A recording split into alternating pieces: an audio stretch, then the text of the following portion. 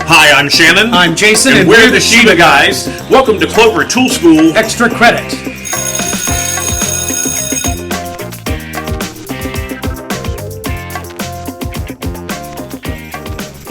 All right, and today we're going to talk to you about the Create-a-Pincushion kit from Clover. Yay!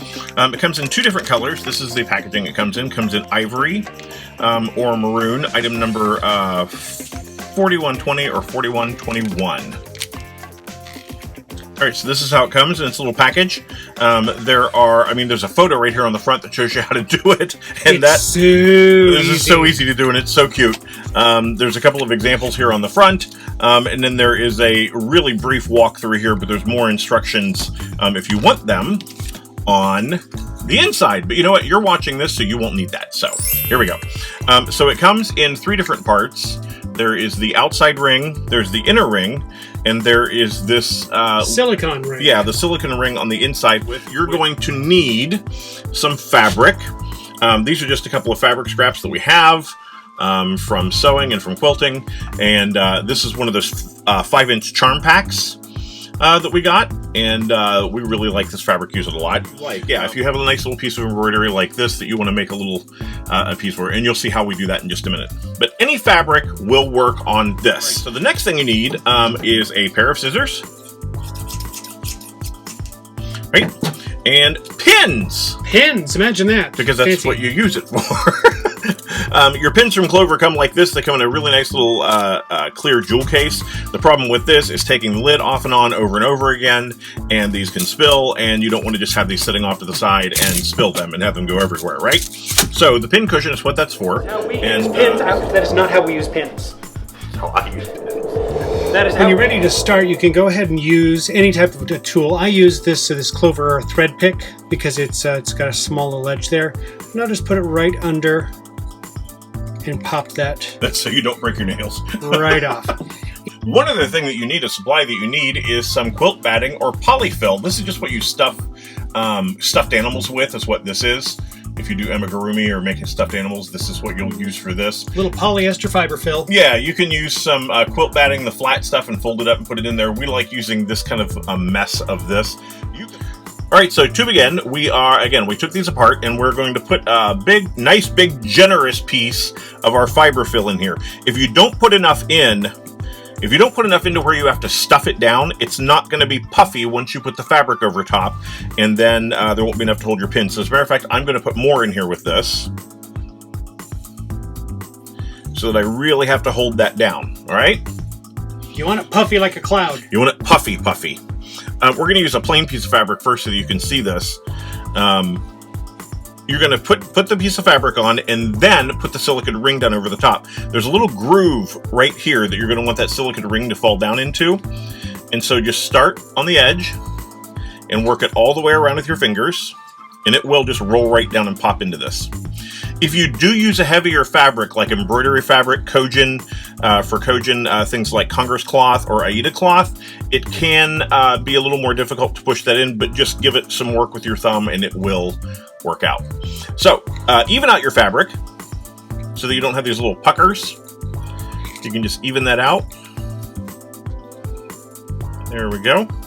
And then you can decide how flat you want it. You can see this is domed up right here. That's nice and tight. I like that because then my pins, when I push, the pins will go right in. I don't have to work at it too hard, right? And then that's the hard part, right? Pop this down on, especially with just plain fabric without a print. This is really, really simple. And then the last thing you'll do is just trim off the edges with a nice pair of applique scissors.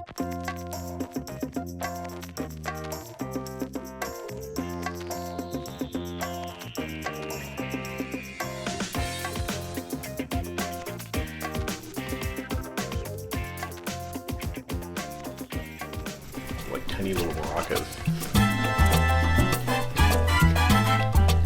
Tiny. Little baby ones. So now we're going to use our other one to put a printed fabric on. And sometimes with printed fabric, you want a certain set of prints to show in the center, your motif to show in the center. So then you start just like before. Really stuff that nice and full. In fact, I'm just going to use the rest of it. right? Hold that down with your finger. Puffy like a cloud. Puffy, puffy. And then again, this is a nice little 5-inch cut. Right here, a pre-cut that we had left over. And this will work perfectly. And again, you do the same thing. You fit the silicone ring into the groove. And then just work it around and pop. Now, from here, you can see, aha, it popped out.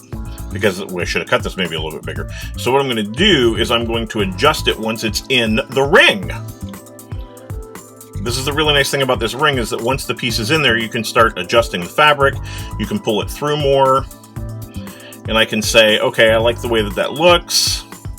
Maybe not. Maybe I want it to move a little bit further. You really have a lot of leeway here to keep pulling the fabric up and over. Push it from this side. Pull it from this side. And then you can center it so that you like the way it looks. And ta-da! Now, if I get it too flat, let's say that I've got that too flat. See that? And I don't like that. I want it to be puffier. You're just going to push into the center like this and pull more fabric up. And if you decide you need some more polyfill in there, take off the ring and just start again. And there we go.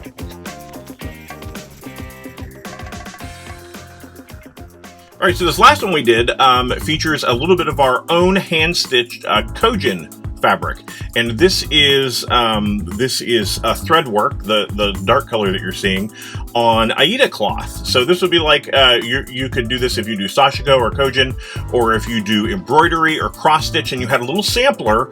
You're going to have about 2.5 inches that's going to show up here on the top. And it could be something that's centered here, or just a stripe that goes this way like we have. And you're going to construct it the exact same way. This fabric is a little more, it's a little thicker, it's a little heavier than using quilting cotton or any of the rest of them. So you do have to work that edge in a little more, that silicone ring.